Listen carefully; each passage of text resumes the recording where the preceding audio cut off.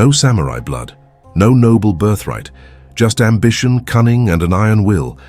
Toyotomi Hideyoshi was born into nothing, just another nameless peasant in an era where warriors and warlords shaped the future.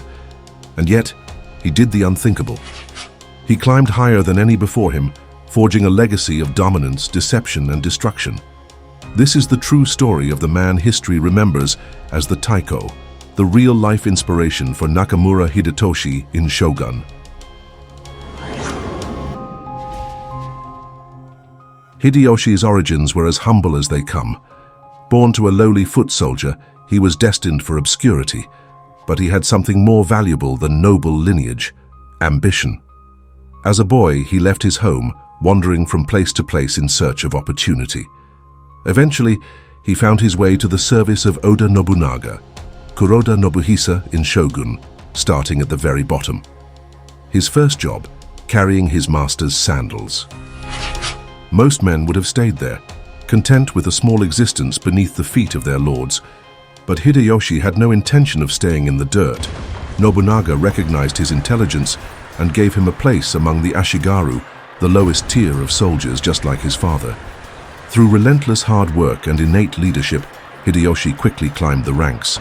His meteoric rise in a world ruled by bloodlines proved that determination could outshine birthright. Even as he clawed his way up through the ranks, Hideyoshi's life took an unexpected turn. He found love. Her name was Nene, the daughter of a samurai. By all rights, she should never have looked twice at a man of such low birth, but Hideyoshi was nothing if not charismatic. Against her family's wishes, she chose him.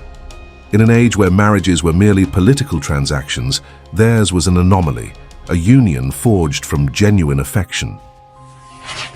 Nene, known in Shogun as Daioin, was not just Hideyoshi's wife. She was his greatest supporter, guiding him through the treacherous world of politics and war. But even love could not soften the relentless ambition that burned within him.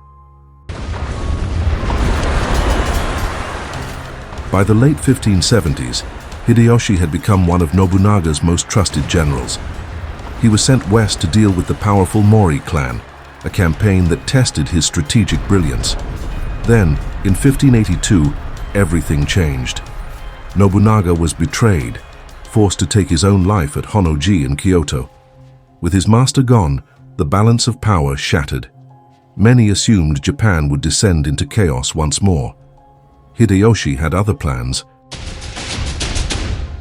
With incredible speed, he made peace with the Mori clan, and then raced 150 miles to Kyoto in just 10 days.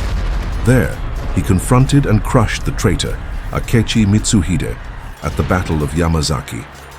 In one swift stroke, Hideyoshi avenged his master and positioned himself as the man who would decide Japan's fate. But there was a problem.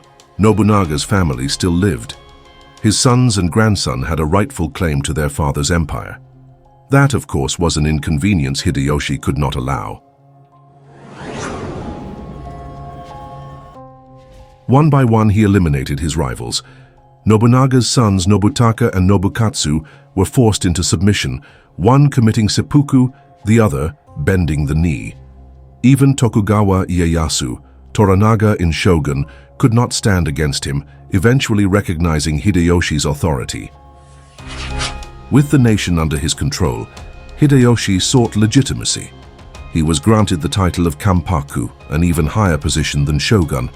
Later, he stepped down and took the title of Taiko, a retired regent, while continuing to wield absolute power. His rule was unlike any before, unpredictable, brilliant, and terrifying. But even at the height of his power, he was haunted by one thing: his lack of an heir.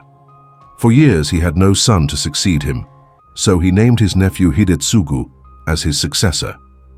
Then, to his surprise, his concubine Yodo no Kata, Ochiba in Shogun, gave birth to a son, Hideyori. This changed everything. Hidetsugu was no longer useful. Accused of treason, he was ordered to commit seppuku. His entire family, including women and children, was slaughtered to ensure there were no challenges to Hideyori's rule. With Japan secured, Hideyoshi turned his gaze outward. His dream? To conquer China by way of Korea. Twice he launched massive invasions of the Korean peninsula. At first, his armies overwhelmed the defenders, but soon they became bogged down in brutal, costly warfare. The Koreans, with Chinese reinforcements, fought back fiercely. The campaigns dragged on, but Hideyoshi would not live to see their end. His health deteriorated rapidly, and in 1598, he died. His final act? Gathering his most powerful generals, including Ieyasu, and demanding they swear loyalty to his son, Hideyori. He believed he had secured his family's rule, but in reality his death marked the beginning of the end for the Toyotomi. Power built on force is always fragile. The men who swore loyalty to his son had ambitions of their own. Within a few years, Tokugawa Ieyasu, the real-life Toranaga, would make his move, crushing the Toyotomi and founding his own dynasty. Even so, Hideyoshi's shadow lingers. Toyotomi Hideyoshi's life was a legend come to life. He was the ultimate outsider, the sandal-bearer who outmaneuvered the samurai, the commoner who sat above the shoguns. His legacy is one of ambition, brilliance, and ruthless pragmatism. If you made it this far, you must be intrigued. If you are, you must like and subscribe because there's more coming. Or don't. Thanks for watching.